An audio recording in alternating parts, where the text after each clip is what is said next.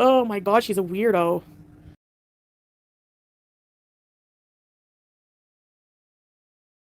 Hello, 'tis I, Fat Cow. It's been a while. Now, while I'm not exactly feeling, let's say, my best, a few things have occurred in my absence that I feel required to comment on, let's say. Now, bear in mind this one fact.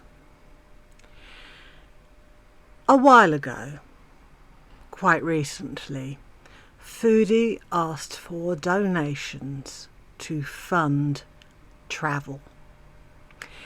And during the live stream requesting for money to fund travel, she repeatedly mentioned Canada. So it's very obvious that Fodie needs to go to Canada in the fall, but cannot afford to do so. Now that live, I believe, managed to raise an entire $1. So let's just say it failed. Suddenly, Fodie needs to go to Canada in the fall because her and Salah, her pay monthly hubby, as I like to call him, are separating. This is a mutual agreement, and she's not exactly what we would call devastated about it. In order to go to Canada in the fall to live, Fodie needs $10,000 or $9,999 because she's already raised $1 towards going to Canada. So, Fodie wanted to travel to Canada in the fall. Now she wants to move to Canada in the fall. And people are falling for it.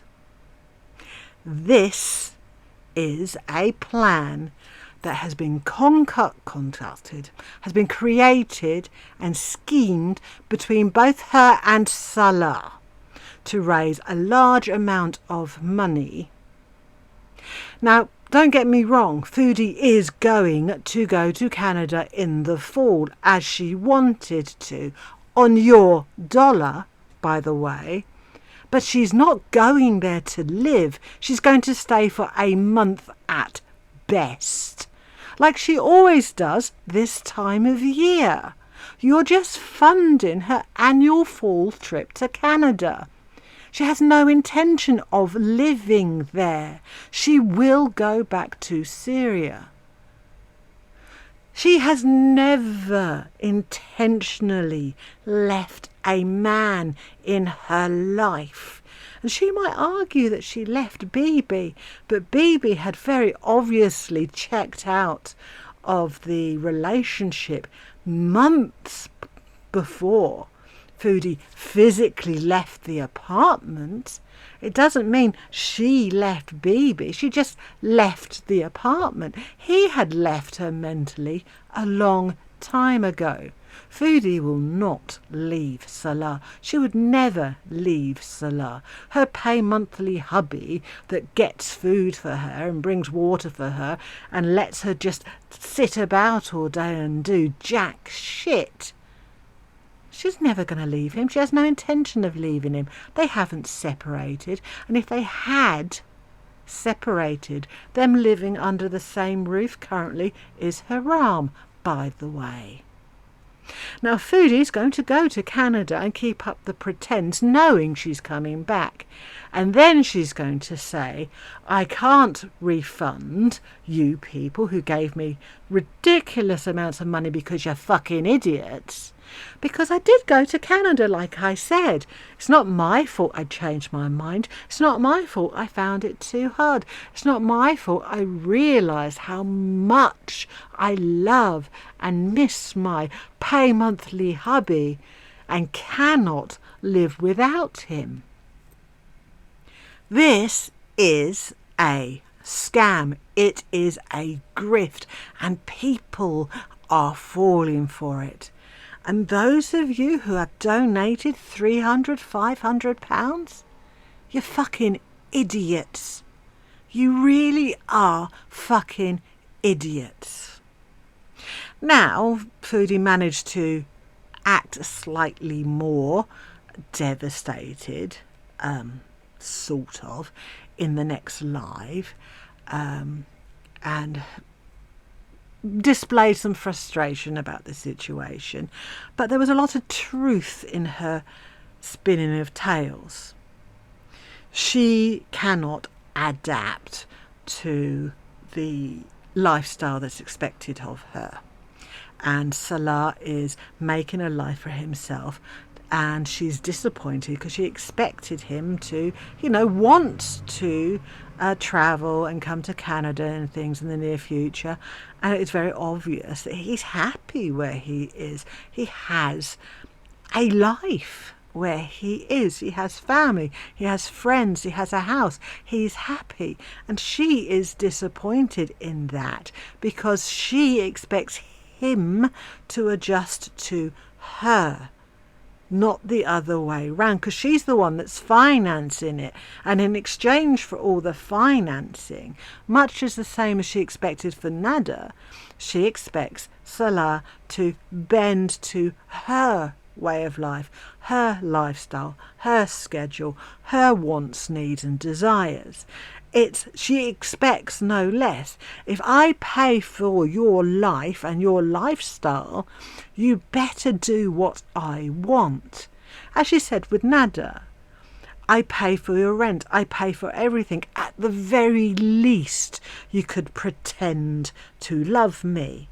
Well, at the very least, Salah could just give up his new lifestyle, his friends, spending time with family, doing stuff that normal people regularly do when they live with friends and near family, and just stay home all day doing fuck all, waiting on Fodie.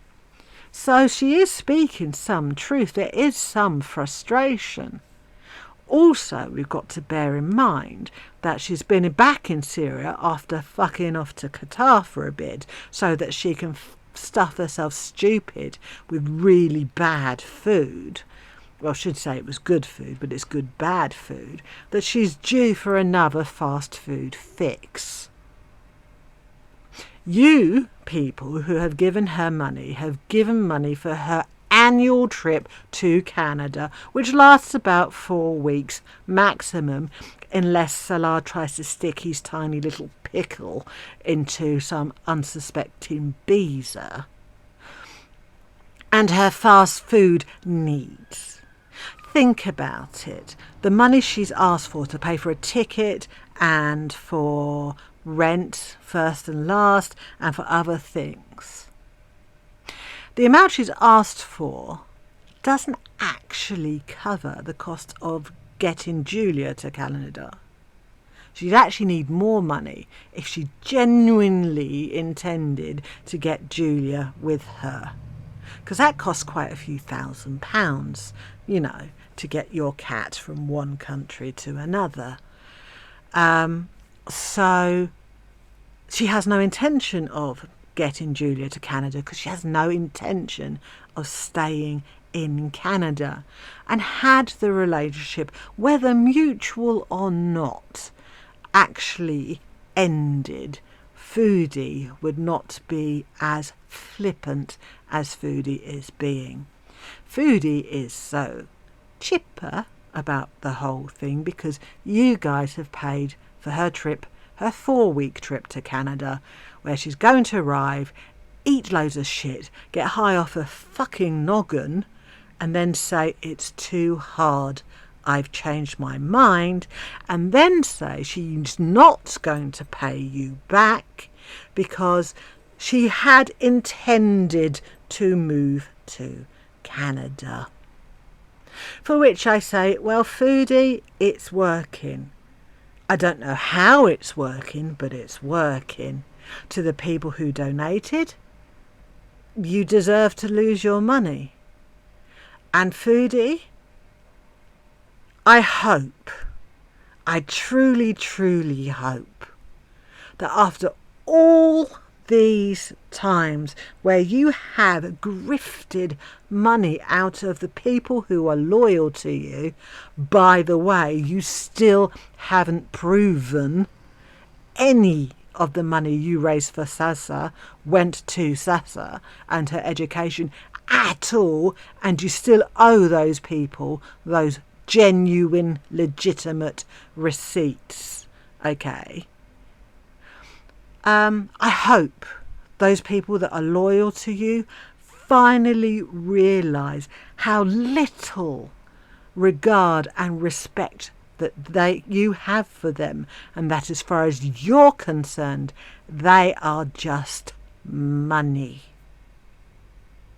Because without YouTube and YouTube money and donations that you grift off your loyal Beezers, you're stuck on disability in Canada, which would not fund even your food for a month, let alone your recreational habits at all. Or you're in Syria with a man who cannot stand you, who will have full control over you because you no longer have financial control over him. I'm hoping for either, because either is exactly what you deserve. Now, on a different note, and hopefully in a slightly more pleasant tone, I'm on day 2 of being back home after being in hospital for 12 nights, 13 days. And I'm not exactly adjusting well, and I don't exactly feel good. So, I don't know where I'm going from here. If I did, excuse me, my throat isn't good. I had my gallstone removed endoscopically, and the carnage that it did to my esophagus is apparently something that will take me a couple of weeks to get over. So that's great. I don't know where I'm going after this. It was an event that has made me think about things, and I literally don't know anything anymore.